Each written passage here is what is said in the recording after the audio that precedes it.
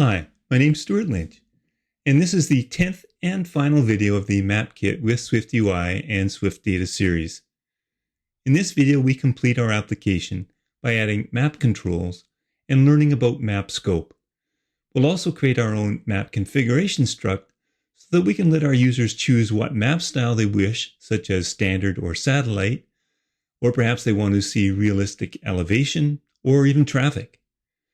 I'm really pleased with how this series has turned out, and I think we've created a very useful application. I hope you agree. I love getting your feedback, so tap the thumbs up button if you enjoyed this video and leave a comment below.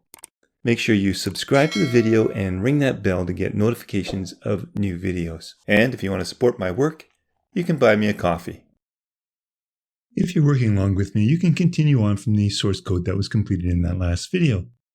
However, if you're just jumping in here and want to work along, you can download the completed project from that last video. Just make sure you download from the branch for video 9. You can see I've already started a new branch now for this video, and the completed source code for the video will be in that branch. Links to both branches are in the description. If you go to the Destination Locations map view, you see your destination view. And we can zoom in on the map by clicking and holding and dragging. And when you do this, you see the Map Scale View control showing you the scale of your zoom. You can also hold down the Option key and Shift key, and then click and rotate, and you'll find the Map Compass control appears here too. And it stays on until you tap on it to fix the orientation back to north. However, if we go to the Trip Map view and try to do the same thing here, like trying to zoom in, we find that those controls don't appear. Don't appear when I try and rotate either. And the reason is because we added a MapControls modifier to this map and created that Map User Location button and placed it in there. Well, if you open the Apple documentation and go to the Map page, you'll see that there are a number of controls that you can add to your map. Only 4 of them apply to iOS though. And it's these 4. The Map Compass, the Map Scale View, and Map User Location button. And this one, the Map Pitch button, doesn't even have an active link. So what's up with that? Well, it appears, at least for me, my documentation is out of date because this has been renamed to Map Pitch Toggle. The other ones are for macOS only. But we've seen all of these in operation, except perhaps for that Map Pitch Toggle. So let's add the other 3 then to our MapControls closure. Now we see that the Map User Location button up here, but when I scale, there is a new 3D button. But when I scale out, the button disappears. But I do see the map scale appear as I'm zooming in or out. If I rotate, the compass control appears, and if I get close enough in, the 3D button comes back again too. That's the Map Pitch Toggle. After rotating, tapping on the compass will get us back to the pointing north. Again, if I zoom in a bit, the Map Pitch Toggle button appears, and when you tap it, it toggles between 3D and 2D. Well, what I'd like to do now, though, is to move the position of those 2 down inside my safe area inset and provide a different style for them. The only one I want to leave is that Map Scale View here in that MapControls closure. Now, if you're going to place your MapControls anywhere else, you have to define a MapScope namespace. So at the top of the view, create one, a namespace that we'll call MapScope. Then within the initializer for your map, after the selection argument, add one for scope and specify your MapScope variable. This will allow you to have multiple maps on your view and have different controls for each one. Now within the safe area inset, I created a VStack and the only button in it was that one to remove the search results. Well, I want to add my MapControls below it. But if I want to use the safe area inset for that map, I have to apply the MapScope method to it, passing in our MapScope. And now that we've defined this area as our MapScope, we can add those buttons to the VStack. However, we also have to specify that the scope is here as an argument. So Map User Locations button, Map Compass, and Map Pitch Toggle, all with the scope argument of MapScope. Now notice though that the Map Compass isn't visible. It will appear when I rotate. If we want it to appear all the time, and I do, I'll need to apply a MapControl visibility modifier to the control and specify visible. Similarly, the Map Pitch Toggle will disappear if I zoom out too much. So I can add the same modifier here too to have it always appear. And notice because I've specified a button border shape to the entire VStack, all of these are circular buttons, unlike they were when they were up outside of the scope. Well, I don't see the search place marks here though, and this makes sense. We only want that to appear if we have some to clear. So I could do a search for something like, say, gas stations, and I see that that button appears above the other three. We're down to the last section of the app now, and that is giving our users the ability to change the map style. And this can be such things as changing from a standard to satellite or satellite with roads. And then when you're setting the pitch, do you want the elevation to appear flat or realistic? When viewing your map, do you want to see points of view being displayed like stores and gas stations, etc.? Or do you just want to see the roads? And the other thing that might be useful is to see what the traffic is like. All of these things are possible by applying a map style. Now you can apply a map style to the map, and you'll need to pass in a map style argument. So I can just type in a period and you'll see my choices. Let me just quickly choose hybrid here. And there you have it. The view changes to that satellite view displaying roads, and you get some new viewpoints as well. Standard is what we get by default.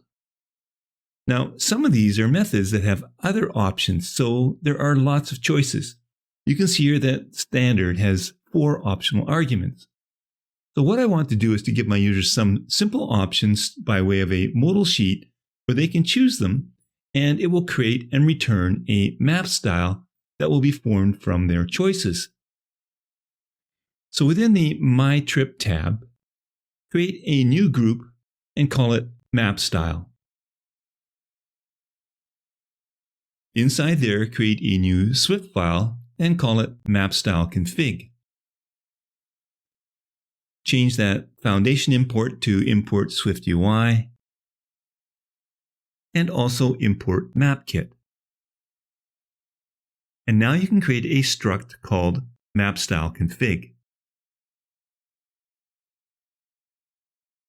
Inside the struct, I'm going to create an enum called baseMapStyle.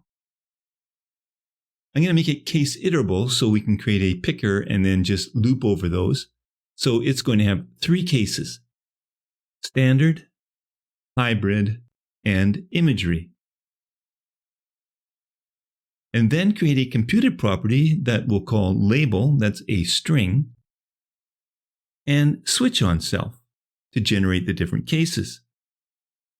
So in the case of standard, I'll return the string standard with a capital S. In the case of hybrid, I'm going to return the string satellite with roads. And then in the case of imagery, I'm going to return satellite only. Next, create a second enum, but this time call it map elevation.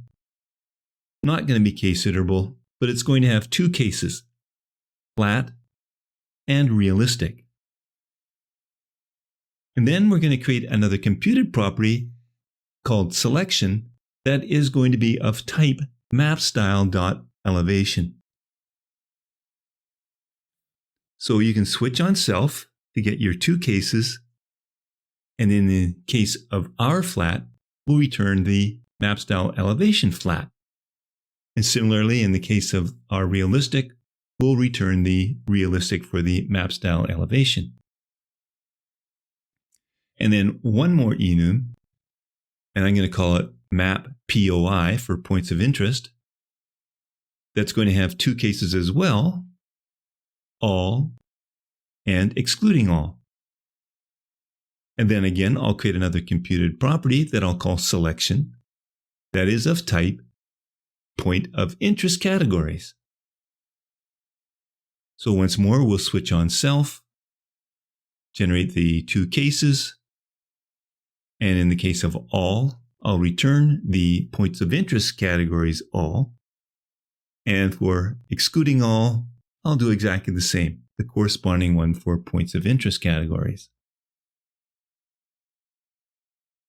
Now we'll want to create a default view to present.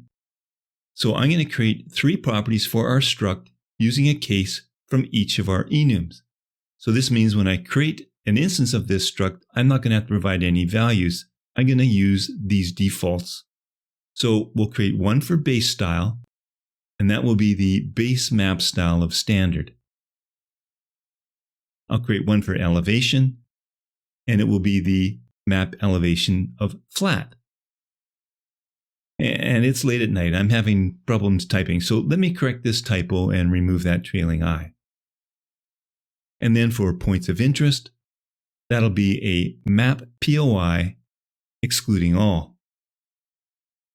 And then I want one more property that doesn't have to be an enum. It's going to be a Boolean that will allow me to show or hide traffic. So I'll call it show traffic and initialize it as false. So those are going to be our default values when we display the map. So now we can create a computed property that will return a map style that we can use for our view. So we're going to call that computed property map style. And in here, we'll switch on the base style to get three cases.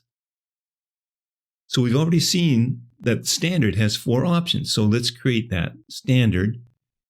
And I'll hold down the option key and press return to get all of those options. So for the elevation, we'll choose our elevation selection, that computed enum property. And it looks like my fingers were off here too, so let me correct this typo. Now, I'm not going to use emphasis at all, so I'm going to remove that argument. For points of interest, I'll choose our points of interest enum's selection value.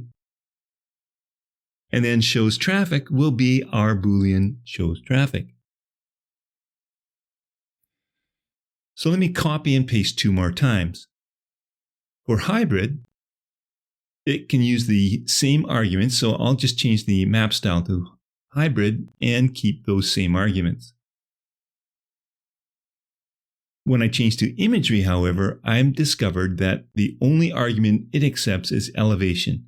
So I'll need to remove those other two and make sure I don't offer them as choices if I choose that map style.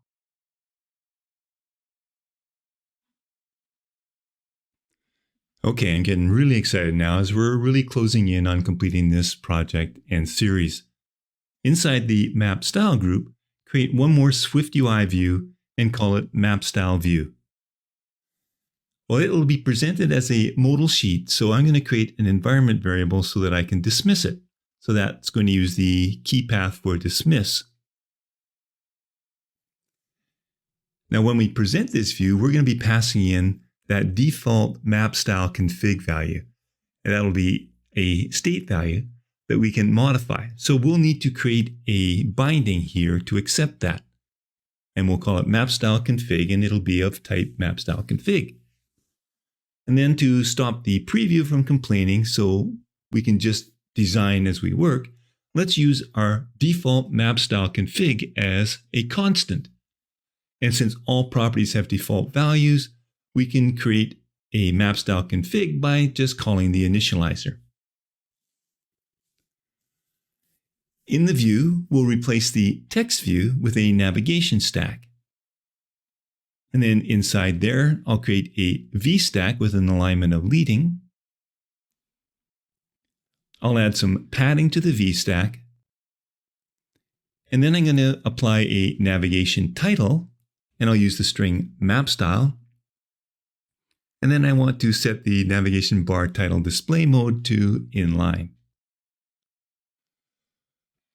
So for my choices, I'm going to use labeled content views.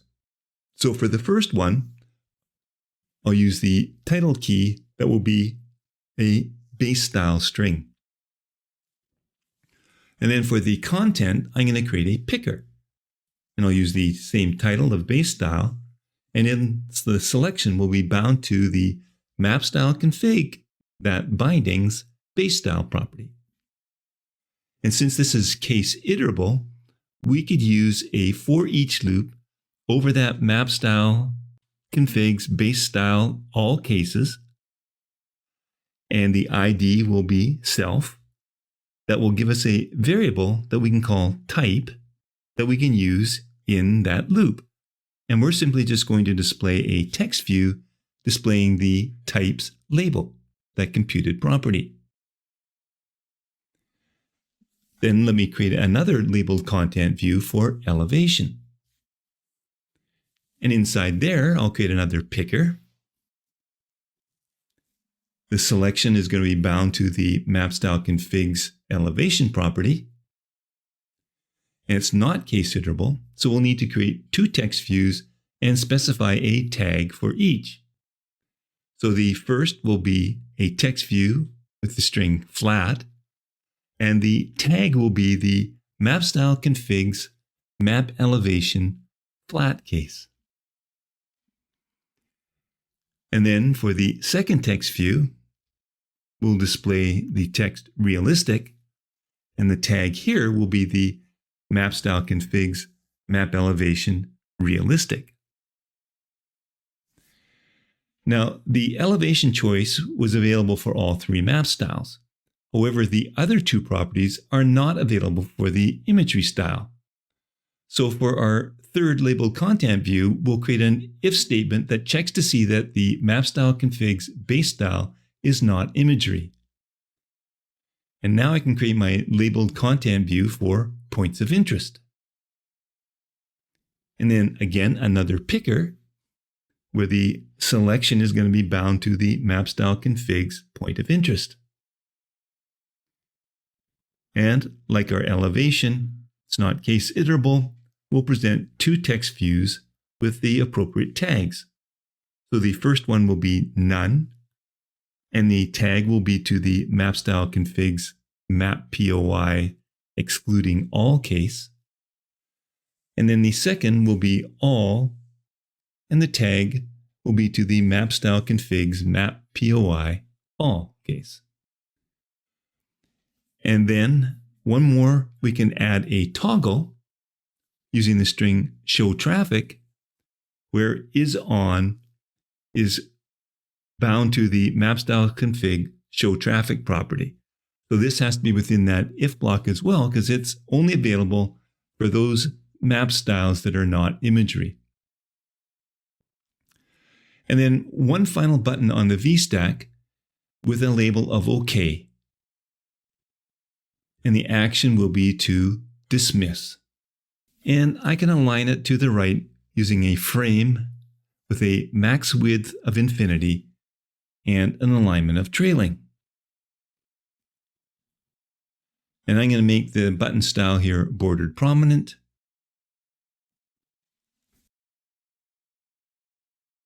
And finally, to push it all up to the top, I'll add a spacer.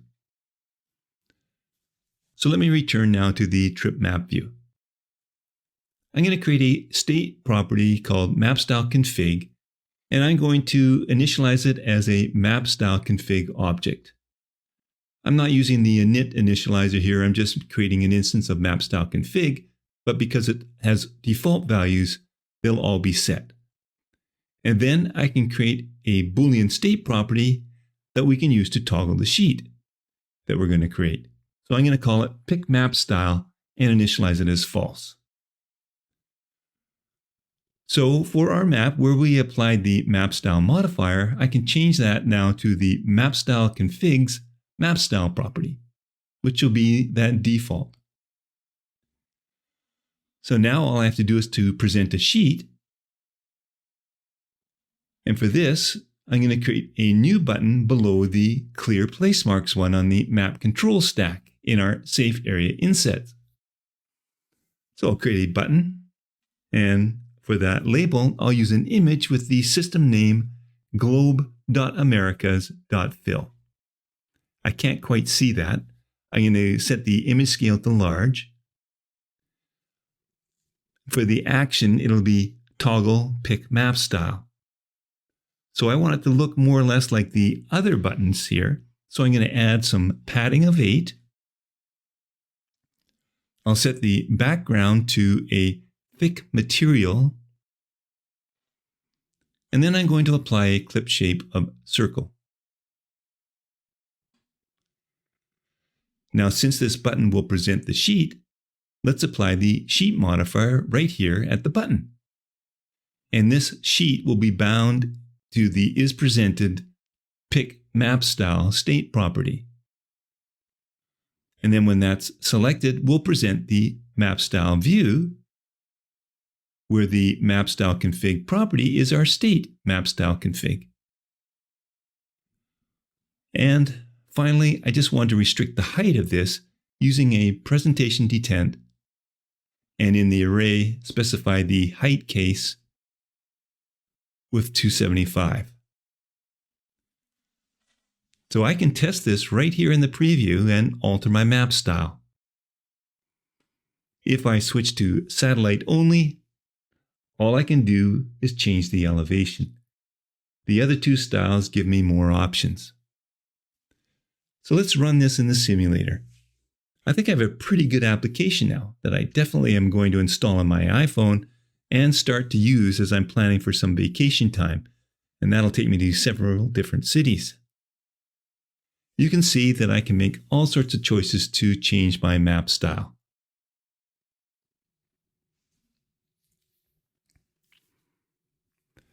I'm also thinking of enhancing this even more and submitting it to the App Store. I've got lots of ideas that I can use to grow this app over time. You might want to try and do something similar. Well, I really hope you've enjoyed this series and have gotten something useful out of it. If you have, please leave me a comment and give it a thumbs up. And be sure to subscribe to my YouTube channel. And if you want to support my work, you can buy me a coffee. Even better, for as little as $5 a month, you can become a monthly subscriber. And then you get access to all of my videos before everyone else. My monthly subscribers got access to this entire series before the first one was listed on YouTube.